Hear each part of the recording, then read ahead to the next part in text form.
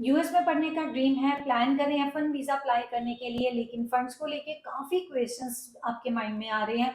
कंफ्यूज़्ड हैं, पता नहीं है कि फंड्स कितने शो करने हैं, कब शो करने हैं, कौन शो कर सकता है, किस तरीके से शो कर सकते हैं, कौन आपका स्पॉन्सर हो सकता है। तो आप बिल्कुल मत घबराइए, क्योंकि आज का वीडियो आपके सारे क्वेश्चंस को आंसर करने जा रहा है। अगर आप पूरी डिटेल में इन्फॉर्मेशन चाहते हैं तो इस वीडियो को अंत तक ज़रूर देखना, और आपने उन लोग के साथ ज़रूर शेयर करना है जो यूएस में पढ़ने का ड्रीम रखते हैं। और ऐसे इंपॉर्टेंट अपडेट्स के लिए मेरे चैनल को सब्सक्राइब करना है। इंस्टाग्राम पे मेरे को फॉलो कर सकते हैं, क्योंकि मैं सारी डिटेल्ड इन्फॉर्मेशन ब्रीफ में इंस्टाग्राम रील्स में डालती हूँ।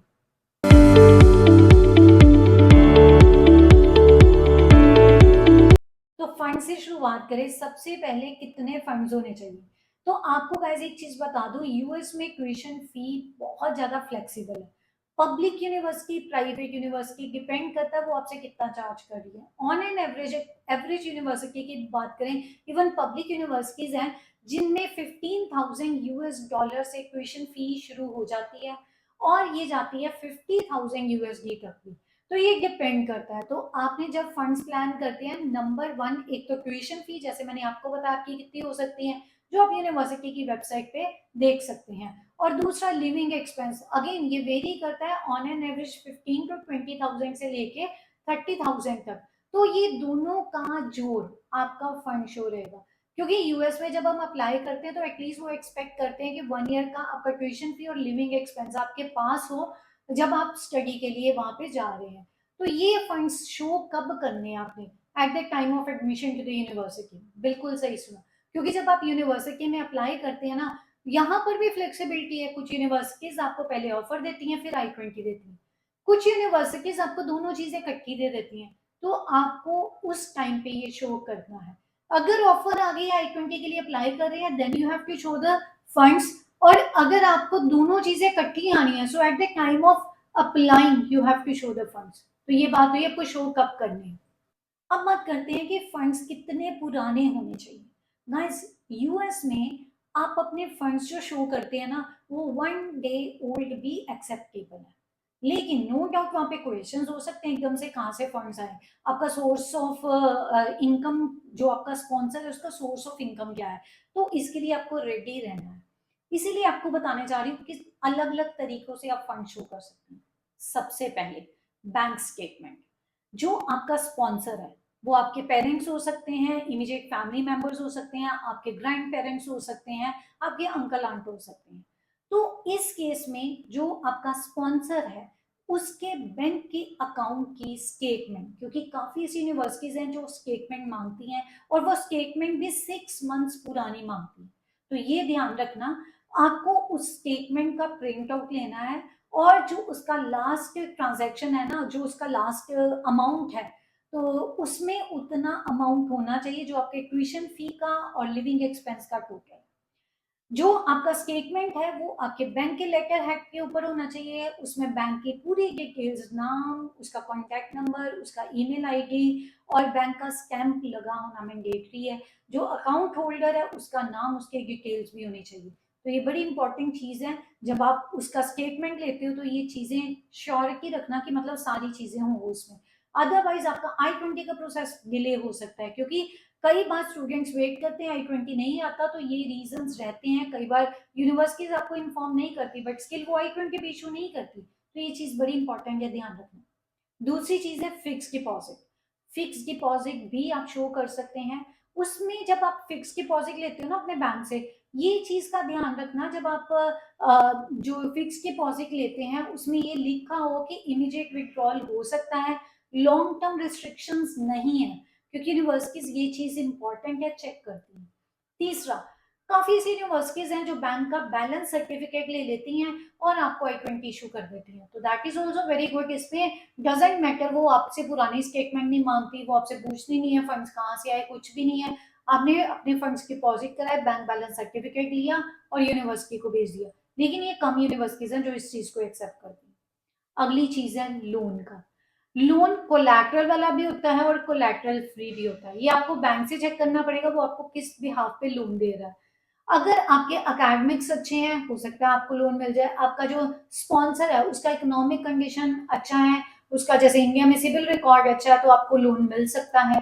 तो जब आप लोन लेते हैं ना, उसमें ये चीज़ का ध्यान रखना है कि लोन का जो अमाउंट है वो मेंशन किया हो, किस तरीके से डिसबर्समेंट हो रहा है वो मेंशन किया हो। कई बार बैंक जो है आपसे I-20 मांगते हैं आपके लोन के लिए, तो उस केस में आप बैंक से प्रोविजनल लेटर लेके अपना I-20 अप्लाई कर सकते हैं। अगर आपका यूनिवर्सिटी एक्सेप्ट करता है प्रोविजनल लेटर, तो डेफिनेटली वो आपको I-20 दे देगा, फिर आप बैंक को वो I-20 डिपॉजिट कराएंगे, आपको फाइनल सैंक्शन लेटर मिल जाएगी। तो ये भी जरूर ध्यान में रखना। अगली चीज है कि स्कॉलरशिप बहुत इंपॉर्टेंट है, और मुझे लगता है इससे बड़ी कोई चीज नहीं है। काफी ऐसी यूनिवर्सिटीज हैं जो फुल फंडेड लाइक स्कॉलरशिप हो जाती है, आपकी ट्यूशन फी पूरी माफ हो जाती है, इवन आपको स्टाइपेंड्स मिल जाते हैं जो आपका लिविंग एक्सपेंस कवर करते हैं। लेकिन बहुत कम प्रोफाइल्स के लिए ऐसा होता है। लेकिन स्कॉलरशिप तो मोस्ट ऑफ द यूनिवर्सिटीज दे देती है, मिल जाती है स्टूडेंट्स को। मैंने देखा है अगर उनका अकेडमिक रिकॉर्ड अच्छा है तो कई बार ऑटोमेटिक स्कॉलरशिप ग्रांट हो जाती है। अदरवाइज फाइनेंशियल एड एजेंसीज होती हैं जो आपको सपोर्ट करती हैं, या कई बार ग्रांट्स मिलती हैं गवर्नमेंट की तरफ से, तो वो आपकी स्कॉलरशिप का काम कर जाती हैं। तो स्कॉलरशिप के लिए आपने ये ध्यान रखना है कितना स्कॉलरशिप है। अगर वो स्कॉलरशिप लेटर आपको मिली है वो कंडीशनल है कि फाइनल है, मीन्स अनकंडीशनल है। दूसरा, जो आपको स्कॉलरशिप मिलनी है वो वन टाइम मिलनी है या during the programme of your study हर साल आपको मिलनी है। तो ये चीजों का आप ध्यान रख सकते हैं। इसका फायदा पता है क्या है कि आपका ट्यूशन फी का कॉस्ट कम होता है। तो सिर्फ वीजा ही लेना नहीं है, आगे ट्यूशन फी आगे जब हमने पढ़ना वो भी पे करनी है। तो उस केस में भी आपको ये चीज ध्यान में रखनी बड़ी जरूरी है। गाइस एक इंपॉर्टेंट चीज बताऊं, जो भी डॉक्यूमेंट आप शो कर रहे हो ना, ये बिल्कुल ओरिजिनल होने चाहिए, फ्रॉडुलेंट नहीं होने चाहिए। क्योंकि अगर फ्रॉडुलेंट कोई भी डॉक्यूमेंट फाइंड होता है ना, तो यहाँ पर सीधा एक्शन लिया जाता है। यूएस वेरी स्ट्रिक्ट है when it comes to fraudulent documents. तो मेरा सजेशन है आपने जो भी डॉक्यूमेंट शो करने हैं वो ओरिजिनल होने चाहिए, कोई भी फेक डॉक्यूमेंट शो मत कीजिए।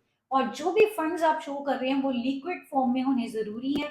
आप इसको फिक्स्ड एसेट, प्रॉपर्टी के पेपर है, या आपका पीएफ है, लाइफ इंश्योरेंस है, इन चीजों को एक्सेप्ट नहीं किया जाता। क्योंकि वरना एफडी के केस में मैंने बताया ना कि इमीडिएट विड्रॉल हो, तो वो ये चीज कंसीडर करते हैं कि आपके पास जो भी पैसा है वो लिक्विड फॉर्म में हो, ताकि जरूरत पड़ने पे जैसे वीजा आता है अपनी ट्यूशन फी पे करनी है आप उसमें से ट्यूशन फी पे कर सकें। लिविंग एक्सपेंस के लिए आपको उसकी रिक्वायरमेंट है तो आपके पास इजी एक्सेस हो, तो ये चीज बड़ी जरूरी है।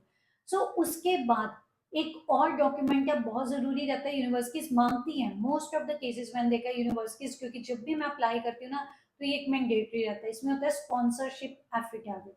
आपका स्पॉन्सर कौन है, मैंने पहले ही बताया इमीडिएट फैमिली मेंबर्स हो सकते हैं, आपके पेरेंट्स हैं, आपके अंकल आंट हैं, आपके ग्रैंड पेरेंट्स हैं, तो उनकी तरफ से स्पॉन्सरशिप फॉर्म। कुछ यूनिवर्सिटीज आपको फॉर्मेट नहीं देती तो आपको खुद बनवाना पड़ता है स्टैम्प पेपर पे।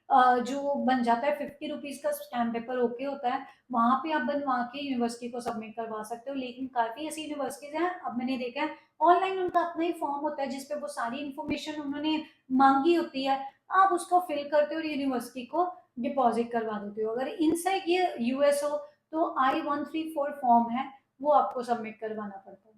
अब आती है वीजा इंटरव्यू की टाइम की बारी।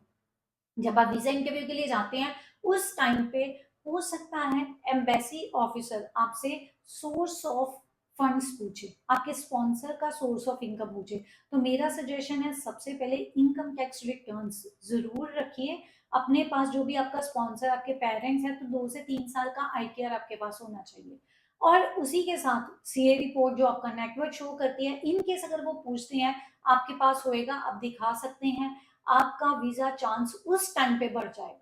सो गाइस अगर वीजा रिलेटेड कोई क्वेश्चन है जरूर पूछिए। अगर वीजा इंटरव्यू प्रिपरेशन करवाना चाहते हैं अपनी, तो आप हमें कांटेक्ट कर सकते हैं। हम लोग स्टडी वीजा के लिए डील करते हैं यूएस में, जिसमें हम गाइड करते हैं आपको यूनिवर्सिटीज के बारे में, प्रोग्राम्स के बारे में, स्कॉलरशिप वाले ऐसी यूनिवर्सिटीज जहाँ पे स्कॉलरशिप आपको मिलती है। तो डेफिनेटली आपका ट्यूशन फी भी काफी कम हो जाता है, क्योंकि एक ऐसा स्टूडेंट था जिसकी ट्यूशन फी $30,000 पर एनम था, लेकिन उसकी स्कॉलरशिप मिली 23,500 के करीब। तो उस बच्चे का tuition fee on an average 6500 रह गया। तो ऑब्वियसली इन चीज़ों से वीज़ा चांसेस भी बढ़ जाते हैं, उसमें भी हम गाइड करते हैं। कोई भी क्वेश्चन है आप कमेंट बॉक्स में डाल के पूछ सकते हैं। अप्लाई करना चाहते हैं हमें कांटेक्ट कर सकते हैं।